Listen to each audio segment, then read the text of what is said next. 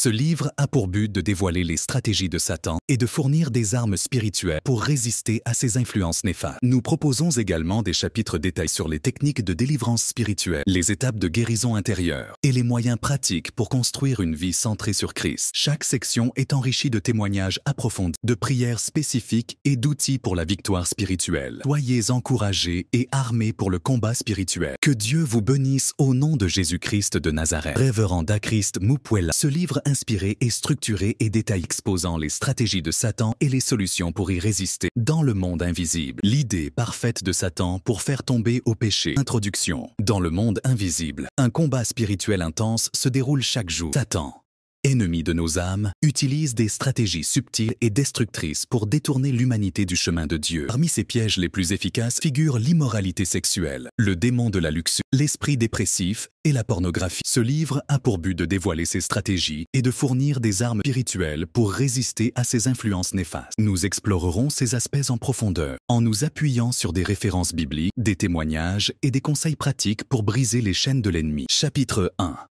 L'immoralité sexuelle, un piège redoutable. 1.1.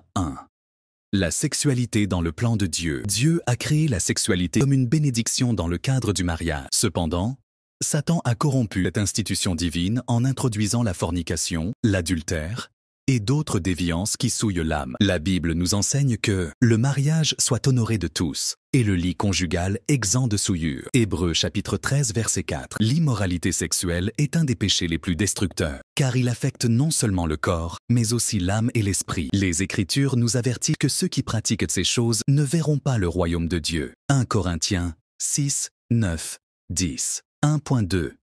Les conséquences de l'immoralité sexuelle. Rupture de la communion avec Dieu. Le péché sexuel crée une séparation entre nous et Dieu. Destruction des familles et des mariages. L'adultère et la débauche conduisent à la rupture des relations et à des blessures profondes, maladies et troubles émotionnels. Les infections sexuellement transmissibles et les traumatismes psychologiques sont fréquents. Ouverture aux influences démoniaques. Les relations sexuelles en dehors du mariage peuvent être des portes ouvertes aux esprits impurs. 1.3. Comment se prémunir contre ce piège? La prière et la sanctification. Consacrer son corps et ses pensées à Dieu. La discipline du corps et de l'esprit. Éviter les tentations et contrôler ses désirs. La méditation des Écritures. Se fortifier par la parole de Dieu. Témoignage. Frère Jean, 45 ans. J'étais enchaîné par l'adultère pendant des années. Mais lorsque j'ai rencontré Christ et décidé de me repentir, j'ai expérimenté une véritable délivrance. La prière et l'accompagnement spirituel ont été la clé de ma restauration. Prière spécifique. Seigneur, je me présente devant toi aujourd'hui, conscient de mes faiblesses. Purifie mon cœur et mes pensées. Fortifie-moi afin que je puisse marcher dans la pureté. Que ton Esprit Saint soit ma force pour résister aux tentations. Amen. Chapitre 2. Le démon de la luxure. 2.1.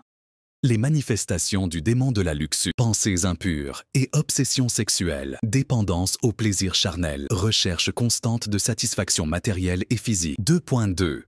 Les portes d'entrée de cet esprit, l'exposition aux médias corrompus, les relations malsaines, le manque de discipline spirituelle. 2.3. Vaincre la luxure par la puissance de Dieu, renouveler son intelligence. Romains chapitre 12 verset 2, confesser ses péchés et rechercher la délivrance. Être rempli du Saint-Esprit. Témoignage. Sœur Marie, 38 ans. J'étais prisonnier de la luxure, ce qui affectait mes relations et ma spiritualité. Grâce à la prière et à la parole de Dieu, j'ai été totalement transformé. Prière spécifique. Père céleste, je rejette tout esprit de luxure qui tente de me dominer. Je me revêts de ton armure et je proclame la victoire en Jésus-Christ. Remplis mon cœur de ton amour et de ta pureté. Amen. Chapitre 3. L'esprit dépressif, une arme silencieuse. 3.1. La dépression dans le combat spirituel. L'oppression mentale est une stratégie pour isoler les croyants et les empêcher de voir la lumière de Dieu. 3.2. Les causes spirituelles de la dépression. Les attaques démoniaques, l'absence de pardon et les blessures du passé. Le manque de communion avec Dieu. 3.3.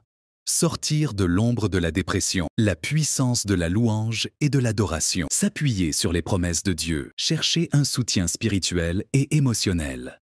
Témoignage. Frère Jacques, 29 ans. Après une longue période de dépression, j'ai trouvé la force en Christ pour me relever. La prière et l'étude biblique m'ont redonné espoir et joie de vivre. Prière spécifique. Seigneur Jésus, chasse toute tristesse et tout désespoir de mon cœur. Remplis-moi de ta paix et de ton amour. Aide-moi à voir l'avenir avec espoir et à marcher dans la lumière de ta présence. Amen. Chapitre final. La restauration spirituelle. 4.1. Le chemin de la rédemption. La restauration commence par une prise de conscience profonde du besoin de changement. La Bible nous enseigne que Dieu est prêt à pardonner et à restaurer ceux qui reviennent à lui avec sincérité. Si nous confessons nos péchés, il est fidèle et juste pour nous les pardonner et nous purifier de toute iniquité. 1 Jean chapitre 1 verset 9. La repentance est un premier pas essentiel vers la guérison spirituelle. 4.2. Les étapes de la guérison. Reconnaître son état spirituel, accepter ses erreurs et reconnaître l'impact du péché sur sa vie est fondamental. David, il a compris que seule la miséricorde de Dieu pouvait le restaurer, renouveler son intelligence. Paul exhorte dans Romains chapitre 12 verset 2. Ne vous conformez pas au siècle présent, mais soyez transformés par le renouvellement de l'intelligence. Le changement commence par une transformation de la pensée, qui se fait à travers la parole de Dieu. Chercher une communauté spirituelle, s'entourer de croyants solides est une source de force et d'encouragement. L'ennemi tente souvent d'isoler ceux qui veulent se relever, mais la communion fraternelle est une clé essentielle à la restauration. Pratiquer la discipline spirituelle. Le jeûne, la prière et la méditation biblique renforcent l'âme et permettent d'établir une connexion plus profonde avec Dieu. 4.3. Restaurer une vie de pureté, se fixer des limites spirituelles et personnelles. Il est important de couper avec tout ce qui pousse à la rechute, supprimer certaines influences, revoir son environnement et établir des règles claires pour marcher dans la sainteté. Détruire toute influence néfaste. Cela inclut la purification des médias consommés, des relations toxiques et des habitudes destructrices. Chercher un mentor ou un guide spirituel. Voir quelqu'un pour accompagner le processus de restauration est crucial. Un leader spirituel, un pasteur ou un frère ou sœur en Christ peuvent t'aider à rester sur la bonne voie. 4.4. Témoignage de restauration. Témoignage 1. La libération après des années d'errance. J'ai vécu des années dans la dépendance à la pornographie et aux relations destructrices. Mais lorsque j'ai pris la décision de me confesser et de rechercher Dieu sincèrement, j'ai vu un changement radical. Aujourd'hui, je suis libre et j'aide d'autres à se libérer grâce à la parole de Dieu. Frère Paul, 37 ans. Témoignage 2. Du désespoir à la joie en Christ. Après une dépression profonde, j'ai trouvé refuge en Dieu. Sa parole a été ma lumière. Et grâce aux prières et au soutien de mon Église, j'ai retrouvé une paix indescriptible. Maintenant, je témoigne pour encourager d'autres à sortir de l'obscurité. Sœur Sophia, 29 ans. 4.5. Prière spécifique pour la restauration. Seigneur Tout-Puissant, je viens à toi avec un cœur brisé, reconnaissant mes fautes et mes égarements. Purifie-moi, renouvelle mon esprit et remplis-moi de ton Esprit Saint. Je rejette toute chaîne qui me lie au péché et je proclame la victoire en Jésus-Christ. Conduis-moi sur le chemin de la justice et fortifie-moi chaque jour. Amen. La restauration spirituelle est un processus, mais avec la foi et la persévérance, chacun peut retrouver la paix et marcher dans la lumière de Dieu. Chacun peut retrouver la paix et marcher dans la lumière de Dieu. En Christ, la restauration est possible pour tous ceux qui se tournent vers lui avec sincérité. Car je connais les projets que j'ai formés sur vous, dit l'Éternel. Projets de paix et non de malheur, afin de vous donner un avenir et de l'espérance. Jérémie chapitre 29 verset 11. Conclusion.